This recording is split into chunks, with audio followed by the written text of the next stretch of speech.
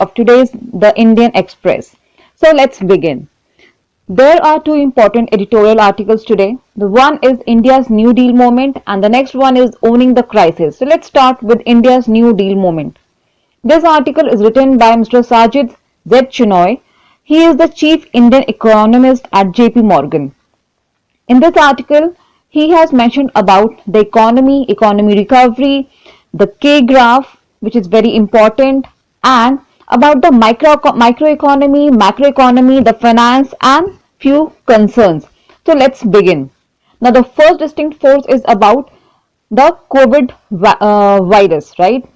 He has said that India has very successfully broken the link between the virus proliferation and the mobility of people.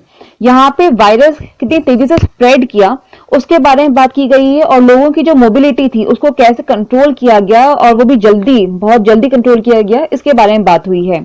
इन्होंने बोला है कि as compare to other developed economies, developed countries, India ने अपनी quick action के through 80% dip show किया virus के proliferation में सिंस सितंबर, जो कि डेवलप्ड इकोनॉमीज में भी नहीं हुआ। डेवलप्ड इकोनॉमीज के कंपैरेटिवली इंडिया ने काफी जल्दी कोविड को कंट्रोल किया। दूसरा, इसमें यह बताया गया कि ये जो प्रोग्रेसिव ग्रोथ रहा है, इंडिया ने पोस्ट कोविड के बाद जो ग्रोथ शो करी है, जो इकोनॉमी रिकवरी शो करी है, वो भी बहुत ज्यादा अच्छी रही है as compare to other economies, जो कि 95% ज्यादा शो किया है इसने आफ्टर अक्टूबर। जो एक्टिविटी रही है वो 95% जंप उसने शो किया है। इसका एक रीजन ये भी है कि सेंट्रल गवर्नमेंट ने, जो हमारी गवर्नमेंट है, उसने काफी नए नए पॉलिसीज लेकर आया और बहुत ज्यादा स्पेंडिंग शो करी सिंस नवंबर, और ये माना जा रहा है कि आने वाले साल में भी वो पूरी तरीके से स्पेंड करेगा अपनी इकोनॉमी को अच्छे बूस्ट करने के लिए और अपनी इकोनॉमी को सुधारने के लिए। इसमें जो हमारा एक एस्टिमेट आया है परसों, जो 7 जनवरी को आया था, उसके अकॉर्डिंग जो इंडियन इकोनॉमी है वो 7.7% का डिप लेगा। लेकिन इस इकोनॉमिक सर्वे के अकॉर्डिंग ऐसी संभावनाएं बताई जा रही हैं कि इंडिया 7.7 का डिप ना लेके वो सिर्फ 6.5% का ही डिप लेगा, क्योंकि इकोनॉमी ग्रो कर रही है, ग्रो करेगी भी, और गवर्नमेंट भी इसमें काफी ध्यान दे रही है।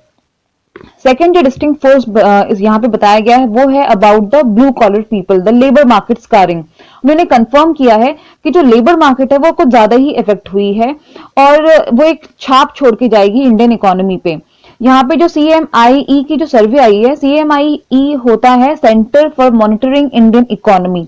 CMIE के सर्वे के अकॉर्डिंग जो हमारा टोटल जो लेबर मार्केट है उसका सिर्फ 5% ही अभी एम्प्लॉयड है, जो कि आफ्टर प्री पैंडेमिक हुआ है। ऑफकोर्स में पैंडेमिक की वजह से काफी ज्यादा इनको प्रॉब्लम हुई थी, बहुत जॉब्स चली गई, उनकी वेजेस पे कट आया, काफी चीजें, उनको ज्यादा नुकसान झेलना पड़ा, और अभी तक सिर्फ 18 मिलियन लोग ही एम्प्लॉयड हैं, जो कि सिर्फ 5% है of the total labour market, right.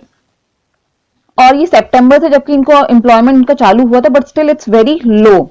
PMI survey, PMI होता है परचेजिंग मैनेजर्स इंडेक्स, इसके बारे में मैंने 7th 8th जनवरी के एडिटोरियल में काफी समझाया था। तो जो PMI सर्वे है वो भी यही बताता है कि एम्प्लॉयमेंट जो है काफी पीछे है, अभी बहुत लैग कर रहा है, और मनरेगा में जो जॉब्स की हाइप आई है वो है अबाउट 50% की, 50% जॉब हाइप आई है मनरेगा के थ्रू। तो PMI सर्वे भी यही शो करता है कि एम्प्लॉयमेंट ब्लू कॉलर लोगों की बहुत ज्यादा इफेक्ट हुई है। जो लेबर मार्केट है वो कुछ ज्यादा ही इकोनॉमिक क्राइसिस में है, क्योंकि इकोनॉमी जो होता है वो वेजेस और जो लेबर है उनसे ड्राइव नहीं होता, वो ड्राइव होता है कैपिटल से, प्रॉफिट से। तो ऑल्दो लेबर मार्केट बहुत ज्यादा इफेक्ट हुआ है, और सबसे ज्यादा इफेक्ट तो लेबर क्लास ही हुई है, क्योंकि ब्लू कॉलर वर्कर है, लेबर है, मैनुअल लेबर करते हैं, कहीं पर कंस्ट्रक्शन नहीं होगा, इंफ्रास्ट्रक्चर डेवलपमेंट नहीं होगा, तो इनको जॉब नहीं मिलेगी और काफी लॉस में रहेंगे, और ये भी एक इकोनॉमिक रिफॉर्म को इफेक्ट करेगा। थर्ड डिस्टिंक्ट फोर्स ये है कि जो लार्ज फर्म्स है, they have endured this crisis better and are giving market share and are gaining market share at the expense of smaller firms. की हाँ, ऑफकोर्स स्मॉलर फर्म्स ने ज्यादा सफर किया है, ऑलमोस्ट बंद भी हुए हैं काफी स्मॉलर फर्म्स, बट जो लार्ज फर्म्स थे, जो जायंट फर्म्स है, उन्होंने काफी अच्छे से इस क्राइसिस में अपने आप को संभाला है। और जो माइग्रेशन एक्टिविटी रही है उसमें भी अगर देखा जाए तो टैक्स कलेक्शन हुआ है, सेंसेक्स निफ्टी को बूस्ट भी मिला है, और प्लस लोग इनफॉर्मल से एसएमई फर्म्स और लार्जर फर्म्स में मूव करा है लोगों ने। तो ये तीन डिस्टिंक्ट फोर्सेस के बारे में इस आर्टिकल में बताया है। इस आर्टिकल में मिस्टर शेनॉय ने बताया है अबाउट द के शेप्ड ग्राफ। यहाँ पे आप एक ग्राफ देख सकते हैं, ये के शेप ग्राफ होता है। अब आपको जानना इंपॉर्टेंट ये है कि के शेप ग्राफ होता क्या है। वैसे बहुत तरीके के ग्राफ्स होते हैं, बट के शेप ग्राफ ज्यादा इंपॉर्टेंट है इकोनॉमी को लेते हुए। कोविड के बाद डिफरेंट सेक्टर्स ने, डिफरेंट इंडस्ट्रीज ने अपने ग्रोथ को काफी ऊपर नीचे होते हुए देखा है। वो डिफरेंट टाइम पे, डिफरेंट रेट पे अपने को ग्रोथ, उन्होंने अपने में ग्रोथ लिया है। इस और डिफरेंट टाइम में डिफरेंट स्पीड के अकॉर्डिंग ग्रोथ लेने से कुछ ऐसा कर्व बना है जो कि के शेप की फॉर्म में बना है, राइट। तो इसे कहते हैं के शेप ग्राफ। अब इसके टॉप में जो आता है वो है हाउस होल्ड, यानी कि इंडियन हाउस होल्ड, यानी कि घर गृहस्थी, आप समझ जाइए। इस ग्राफ के अकॉर्डिंग हमें ये पता चलता है कि जो लोगों ने जो 2 क्वार्टर्स रहे, कोविड जब लॉकडाउन हुआ उसके बाद जो 2 क्वार्टर्स है, जब बहुत सारे काम बंद हो गए थे, इंडस्ट्रीज बंद हो रखी थी, फैक्ट्रीज में कुछ मैन्युफैक्चरिंग नहीं हो रही थी, तब लोगों ने सेव करने की कोशिश करी ताकि वो आगे क्या होने वाला किसी को पता नहीं था, तो उन्होंने सेव करने की कोशिश करी। इससे क्या हुआ कि सेविंग ज्यादा हुई फॉर फ्यूचर कंजम्पशन।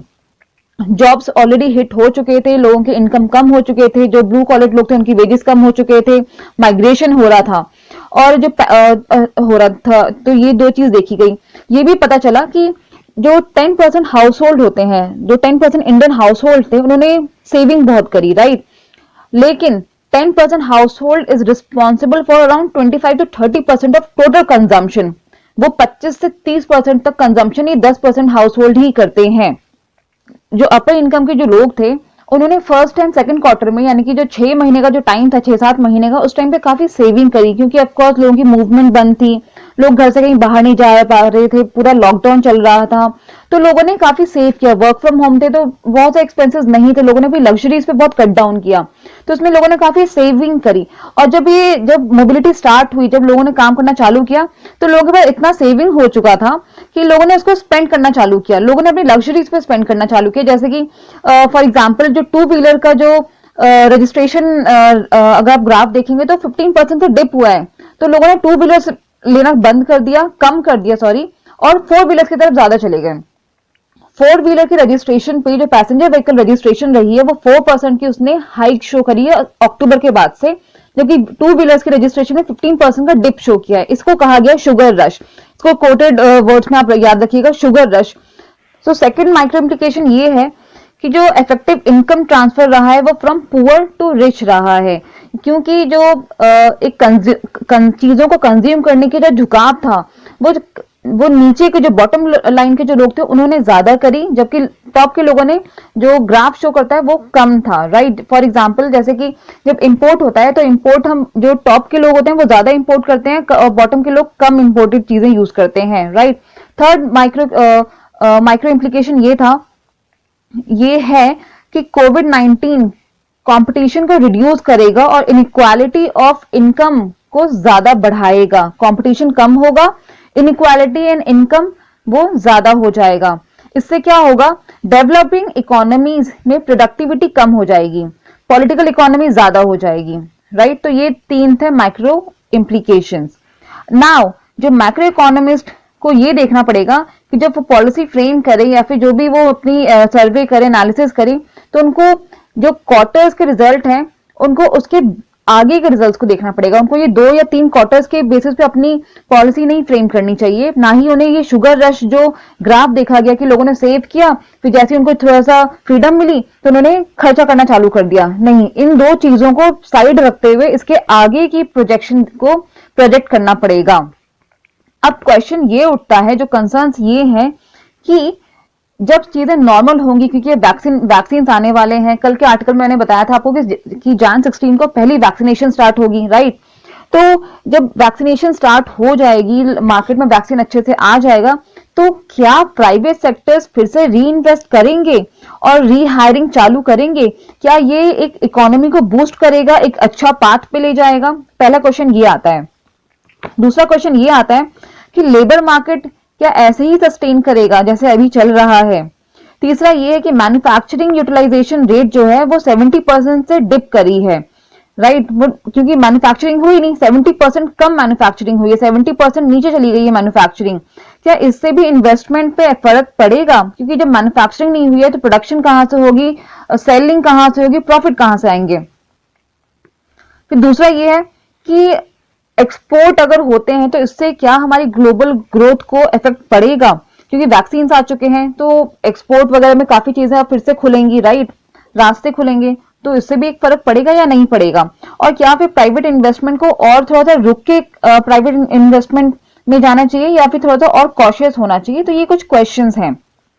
अब बात आती है about the new deal moment. ये सब तो एक बैकग्राउंड था, राइट। अब आर्टिकल लिखा गया है न्यू डील मोमेंट पे, यानी कि given demand uncertainties budget is opportune moment for a large physical and social infrastructure push. यहाँ पे फिजिकल का मतलब है हेल्थ और सोशल इंफ्रास्ट्रक्चर का मतलब है एजुकेशन को लेके।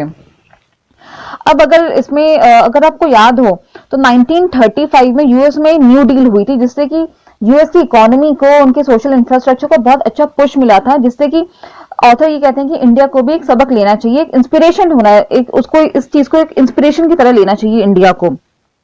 क्योंकि इससे क्या होगा कि हेल्थ और एजुकेशन की वजह से इंडिया की ग्रोथ होगी, इकोनॉमिक ग्रोथ होगी, जॉब क्रिएशंस होंगे, जो कि कोविड की वजह से जो इनइक्वालिटीज आई हैं उसको फिल करने में मदद करेगा। अब बात आती है कि इन्वेस्टमेंट कहां से आएगा? जॉब तो क्रिएट होंगे, लेकिन जितना रेशियो में हमें जॉब चाहिए, क्या उतने रेशियो में जॉब क्रिएट हो पाएगा या नहीं हो पाएगा? कंपटीशन भी थोड़ा बहुत बढ़ेगा ही, लेकिन जो हमारा ब्लू कॉलर लोग हैं उनके लिए इतनी अपॉर्चुनिटीज कहां से आएंगी? अब चलिए अपॉर्चुनिटीज आ गई, लेकिन बात बढ़ती है कि फाइनेंस कहां से आएगा इतना? क्योंकि अगर सर्विस देखे जाए तो हमारा जो ग्रोथ है, जो जीडीपी है, वो 11% से नीचे गया है और ये पब्लिक डोमेन में गया है, हर किसी को पता है।